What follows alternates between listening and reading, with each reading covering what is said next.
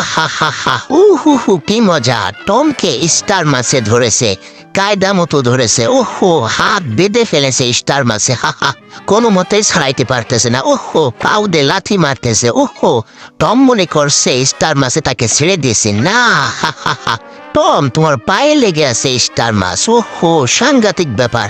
Star মাছে ছাড়ছেই না টমকে। হা হা, এবার মাথায় লেগেছে। হো হো হো হো, হা, কি মজা! হা হা, জেরিকে জেরির বাকের ভাই সহকারে পটকা মেরে উড়িয়ে দিব। হু হু হু, কি মজা! হা হা হা, ফেটেছে পটকা, আরেকটা মেরে দি। হা হা হা হা হা।